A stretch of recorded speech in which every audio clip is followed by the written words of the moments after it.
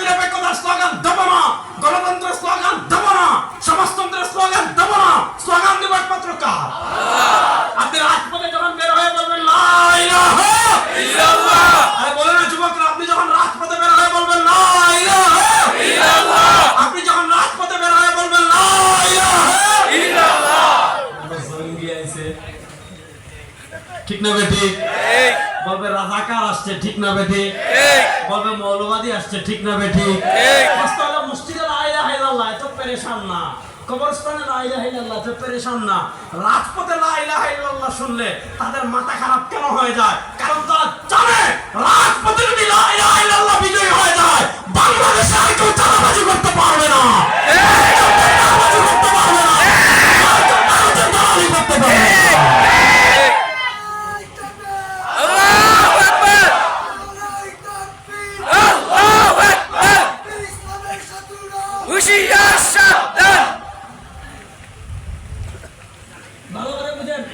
বাংলাদেশে গত 15 বছর একদল আমাদেরকে বলতো আমরা রাজাকার, বলতো না?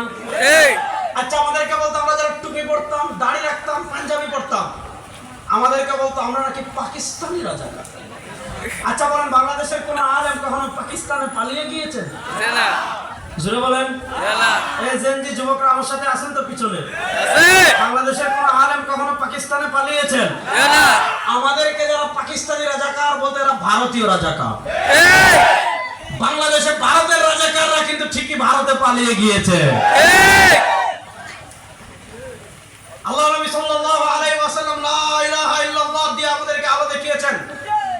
সমাজ থেকে অন্ধকার দূর করবেন কেমনে? তন্ত্র মন্ত্র একটা, সেটা হলো লা ইলাহা ইল্লাল্লাহ। সমাজ থেকে খুন, চাঁদাবাজি, দুর্নীতি দূর করবেন কেমনে? তন্ত্র মন্ত্র একটা, লা ইলাহা ইল্লাল্লাহ। সমাজ থেকে সব অনিয়ম, দুর্নীতি, লুটপাট, দেশের টাকা বিদেশে পাচার করা বন্ধ করবেন কেমনে? তন্ত্র মন্ত্র একটা, লা ইলাহা ইল্লাল্লাহ। মাখালির তারুণ্যকে বলতে চাই, বাংলাদেশের রাষ্ট্রে লা ইলাহা ইল্লাল্লাহকে বিজয় করার জন্য, ইসলামকে বিজয় করার জন্য, তাওহীদ এবং রিসালাতকে বিজয় করার জন্য, কোরআনকে রাষ্ট্রীয়ভাবে বিজয় করার জন্য আপনারা প্রস্তুত আছেন না? ইনশাআল্লাহ। ভালো করে বুঝেন, আল্লাহ তাআলা তার নবীকে হেদায়েত দিয়ে পাঠিয়েছেন। হেদায়েত দিয়ে আল্লাহ তাআলা তার নবীকে পাঠিয়ে কি বলেছেন শুনেন, মাইয়ুতির রাসূলা ফাকাদ আতা আল্লাহ। আচ্ছা বলেন, আমাদের রব কে? আল্লাহ। আর জোরে বলেন না আল্লাহ না। আমাদের রব কে? আল্লাহ। দেখেন রব কাকে বলে, আমি সংক্ষিপ্ত পরিচয় দিই। যিনি সৃষ্টি করেন, যিনি রিজিক দেন, যিনি মৃত্যু দেন, যিনি মৃত্যুর পর আবার পুনরায় জীবন দান করেন, তার নাম হলো রব। আমাদেরকে সৃষ্টি করেছেন আল্লাহ, আমাদেরকে রিজিক দেন আল্লাহ, আমাদেরকে মৃত্যু দিবেন আল্লাহ, আমাদেরকে মৃত্যুর পর আবার পুনরায় সৃষ্টি করবেন আল্লাহ। আল্লাহ তাআলা পবিত্র কোরআনে নিজে তার পরিচয় তুলে ধরেছেন। আল্লাহ তাআলা পবিত্র কোরআনে নিজে তার পরিচয় তুলে ধরতে গিয়ে বলেছেন, আল্লাহুল্লাযী খালাকাকুম। হে দুনিয়ার মানুষ, আল্লাহর পরিচয় কি তোমরা জানো? আল্লাহর পরিচয় কি তোমরা চিনো? আল্লাহ তাআলার এক নাম্বার পরিচয় আল্লাহুল্লাযী খালাকাকুম। তোমরা কেউ দুনিয়াতে ছিল না, তোমার বাবা ছিল না, দাদা ছিল না, তোমার 14 গোষ্ঠী কেউ ছিল না। আল্লাহ তাআলা নিজে তার পরিচয় তুলে ধরতে গিয়ে বলেন, আল্লাহুল্লাযী খালাকাকুম। আল্লাহর এক নাম্বার পরিচয় আল্লাহ সৃষ্টি করেছেন। আল্লাহর 2 নাম্বার পরিচয় সুম্মা রাযাকাকুম। আল্লাহ তাআলা তোমাদেরকে রিজিক দেন। আল্লাহর 3 নাম্বার পরিচয় সুম্মা ইউমীতুকুম। আল্লাহ তোমাদেরকে মৃত্যু দিবেন। আল্লাহর 4 নাম্বার পরিচয় সুম্মা ইউহয়িকুম। মৃত্যুর পর আবার তোমাদেরকে সৃষ্টি করবেন আল্লাহ। এজন্য আমরা বিশ্বাস করি আমাদেরকে সৃষ্টি করেছেন আল্লাহ, আমাদেরকে রিজিক দেন আল্লাহ, আমাদেরকে মৃত্যু দিবেন আল্লাহ, আমাদেরকে মৃত্যুর পরে আবার পুনরায় সৃষ্টি করবেন আল্লাহ। এজন্য আমরা বলি মূর্তি আমাদের রব হতে পারে না, চন্দ্র আমাদের রব হতে পারে না, সূর্য আমাদের রব হতে পারে না, তারকা আমাদের রব হতে পারে না, নেতা আমাদের রব হতে পারে না, নেত্রী আমাদের রব হতে পারে না, ভারত আমাদের রব হতে পারে না, আমেরিকা আমাদের রব হতে পারে না। আমরা বিশ্বাস করি আমাদের রব একমাত্র কে? আল্লাহ। বলেন আমাদের রব একমাত্র কে? আল্লাহ। তাহলে আমাদের রব একমাত্র কে? আল্লাহ। আল্লাহ। এবার মূল কথাটা ভালো করে বুঝবেন। আমরা স্বীকার করি আসমানের মালিক কে? আল্লাহ। জোরে বলেন আল্লাহ। আসমান সৃষ্টি করেছেন কে? আল্লাহ। জমিন সৃষ্টি করেছেন কে? আল্লাহ। এবার বলেন আসমানের মালিক আল্লাহ, জমিনের মালিক আল্লাহ, চন্দ্রের মালিক আল্লাহ, সৃষ্টি করলেন আল্লাহ, রিজিক দিলেন আল্লাহ, মৃত্যু দিবেন আল্লাহ, মৃত্যুর পরে পুনরায় সৃষ্টি করবেন আল্লাহ। তাহলে বলেন সার্বভৌমত্বের মালিক কার? বাপ। জোরে বলেন। কারণ নেতা, কারণ নেত্রী। সার্বভৌমত্বের মালিক কে? যুবকরা উচ্চ সুরে বলেন, সার্বভৌমত্বের মালিক কে?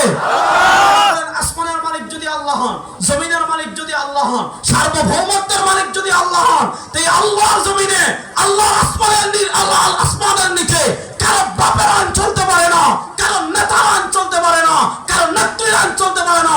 যে আল্লাহ আসমান সৃষ্টি করেছেন, যে আল্লাহ জমিন সৃষ্টি করেছেন, আল্লাহ জমিন একমাত্র আল্লাহর আইন চলবে, আর কেউ আইন চলতে পারে না।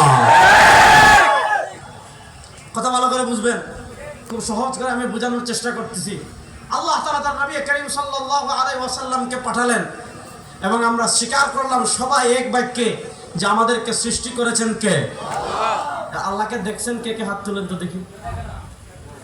দুনিয়ার চর্মচক্ষু দিয়ে আল্লাহকে দেখা সম্ভব? বলেন না, দুনিয়ার চর্মচক্ষু দিয়ে আল্লাহকে দেখা সম্ভব? প্রশ্ন হলো, আপনি স্বীকার করলেন রব আল্লাহ, আপনি স্বীকার করলেন সৃষ্টিকর্তা আল্লাহ। এবার যেহেতু আপনি রব আল্লাহকে স্বীকার করেছেন, এবার আল্লাহর বিধানাবলী আপনাকে মানতে হবে, আল্লাহর আদেশ আপনাকে মানতে হবে, আল্লাহর নিষেধ আপনাকে মানতে হবে। প্রশ্ন হলো, আপনি তো আল্লাহকে চুপ দিয়ে দেখেন নাই, আপনি আল্লাহর কথা শুনেন নাই, আল্লাহ জিবরিল আপনার কাছে পাঠান নাই। এবার প্রশ্ন হলো, আপনি আল্লাহকে মানবেন কেমনে? যেমন খাওয়ার ক্ষেত্রে আপনি আল্লাহকে মানতে চাচ্ছেন, আল্লাহ তো ভাত খান না। পোশাকের ক্ষেত্রে আপনি আল্লাহকে মানতে চাচ্ছেন, আল্লাহ তো পোশাক পরেন না। রাজনীতি করার ক্ষেত্রে আপনি আল্লাহর বিধান মানতে চাচ্ছেন, আল্লাহ তো রাজনীতি করেন না। ব্যবসার ক্ষেত্রে আপনি আল্লাহর বিধান মানতে চাচ্ছেন, আল্লাহ তো ব্যবসা করেন না। বিয়ে শাদীর ক্ষেত্রে আপনি আল্লাহর বিধান মানতে চাচ্ছেন, আল্লাহ তো বিয়ে শাদী করেন না। জীবনের নানা ক্ষেত্রে আপনি আল্লাহর বিধান মানতে চাচ্ছেন, কিন্তু প্রশ্ন হলো, আপনি যেটা করতে চাচ্ছেন আল্লাহ তো এটা করেন না। তাহলে আপনি আল্লাহর আনুগত্য কেমনে করবেন? আল্লাহকে না দেখে, আল্লাহর কথা না শুনে, আল্লাহর বার্তা আপনার কাছে সরাসরি না এসে আপনি আল্লাহর আনুগত্য কিভাবে করবেন? আপনি আল্লাহর আনুগত্য কেমনে করবেন? কোন পদ্ধতিতে আপনি আল্লাহর আনুগত্য করবেন? কিভাবে আপনি আল্লাহর আনুগত্য করবেন? আল্লাহ কোরআনকে জিজ্ঞাসা করেন, আল্লাহ কোরআন জবাব দেবে।